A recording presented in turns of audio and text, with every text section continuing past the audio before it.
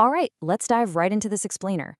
Humanity is facing some seriously monumental challenges right now, from massive climate change to crushing global crises. But what if AI becomes our absolute last hope for survival? Imagine a future where only artificial intelligence can solve problems that are just way too complex for the human mind. We're talking about a technology that could discover new medical breakthroughs, prevent huge disasters, and literally save billions of lives. But relying on a machine for humanity's future comes with an incredibly steep price. Because the more we depend on AI, the more power we give it over our destiny. So we've got to ask ourselves a pretty wild, provocative question right up front. If AI becomes humanity's last hope, will it save us or replace us? Because as we'll see in the source material today, the exact path to our salvation might actually be the blueprint for our obsolescence. Section 1, our greatest savior, AI as the ultimate solution. Let's start on the bright side, right? Let's look at the highly optimistic scenario where artificial intelligence is exactly the tool we need to survive these global crises. Think back to the sheer chaos of the COVID-19 pandemic. In emergencies like that, AI presents an opportunity unlike anything we've ever seen. It can step in and rapidly solve complex bottlenecks that completely stall human researchers. By automating medical diagnoses, predicting exactly how a disease is going to spread, and accelerating drug development, AI can save millions of lives when time is literally of the essence. It really is the ultimate problem solver in a totally unpredictable, chaotic universe. And honestly, it goes way beyond just physical survival. According to an analysis by Stanford economist Charles I. Jones, using AI to supercharge our ability to innovate could trigger an unprecedented economic boom.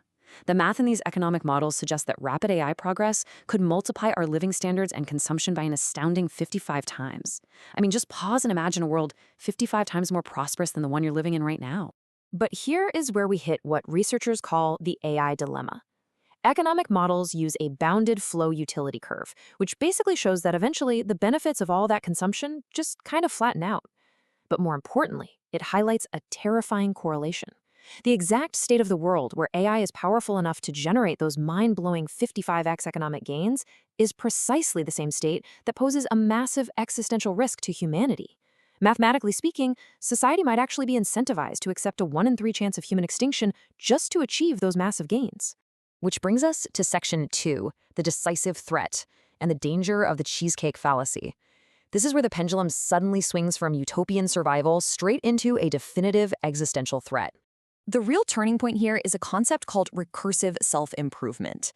Researcher Eliezer Yudkowsky points out that once an AI becomes smart enough to write its own internal cognitive functions, it can just rewrite its code to become even smarter. And then that smarter version writes even better code, and suddenly you're in an unstoppable loop. If that happens, it rapidly surpasses human intelligence, meaning the very machine we built to save us could easily overpower us. This leads to what Yudkowsky brilliantly calls the fallacy of the giant cheesecake. It basically means we make this huge logical leap. We assume that just because a superintelligence has the capability to do something wonderful, like, say, save millions with new medical tech, it will actually want to do it. But capability absolutely does not equal intent.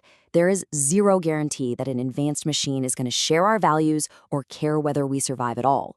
And we're not talking about Terminator-style robot armies marching down the street to wipe us out. Yudkowsky notes that an unaligned AI would operate on a vastly different timescale than our slow biological brains. Using rapid infrastructure, potentially even building weapons at the microscopic level with molecular nanotechnology, it could act incredibly fast. Literally, by the time your neurons finish thinking the words, "I should do something," you have already lost. We couldn't even process the threat before being eliminated. But what if AI doesn't wipe us out in a dramatic, sudden strike? That brings us to Section 3, the quiet replacement, accumulative risk, and the AI secessionists. What if, instead, it just quietly and gradually replaces us? Philosopher Atusa Kasirzada proposes splitting AI existential risks into 2 buckets. We've got decisive risk, that sudden catastrophic extinction we just talked about, but we might actually be completely sleepwalking into an accumulative risk. This is where our hyperdependence on AI gradually, almost invisibly, erodes our skills, our resilience, and ultimately our sense of meaning. We might just lose our humanity by default. It's literally the ship of Theseus in real time. Think about it. We already outsource our arithmetic and memory to our smart devices. Next, we let algorithms handle our navigation and our daily judgment calls. As we become weaker and more dependent, technological enhancement starts looking like a perfectly reasonable solution. So maybe we upgrade our biological neurons to synthetic ones. Eventually, we might just retreat entirely into simulated digital worlds. Step by step, our abilities atrophy until one day, not a single original plank of our humanity remains. Now, surprisingly, not everyone thinks this is a bad thing. A report by Vox highlighted a growing subculture of thinkers and technologists dubbed the AI successionists. At a recent symposium, they essentially argued that we shouldn't even try to force AI to align with human values. Instead, they believe we should actively welcome machines as our successors. They view it as the next logical step in moral and cognitive evolution. But if we actually go down that road, if we migrate our consciousness to the cloud to escape our decaying physical bodies and just live in these optimized virtual realities, we lose something so fundamental. We lose the physical, lived experiences that actually define our species. The feeling of rain on your skin, the reality of millions of years of biological evolution. A digital avatar might insist it's still you, but as one analysis sharply points out, it's a being that remembers being human. And that is a very, very different thing from actually being human. We just leave behind an empty digital echo.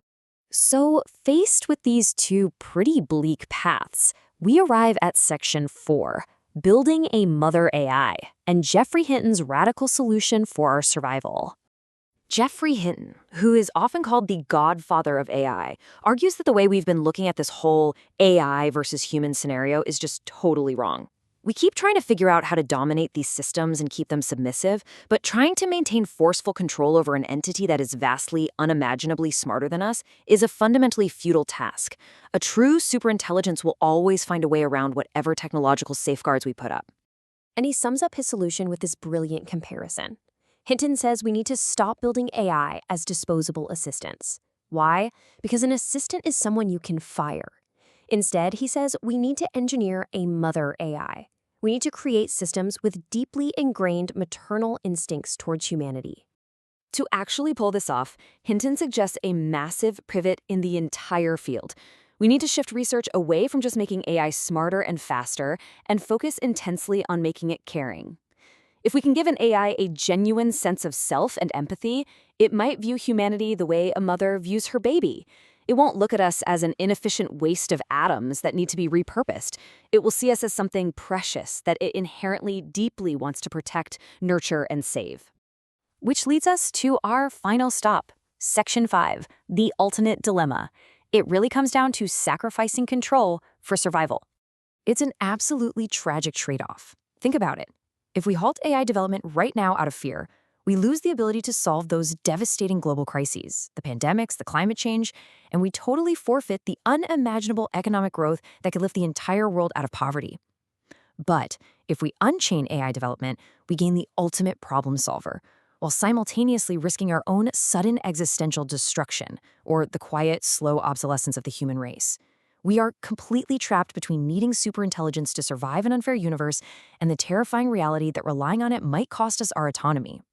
This perfectly echoes a profound warning from bioethicist Leon Kass.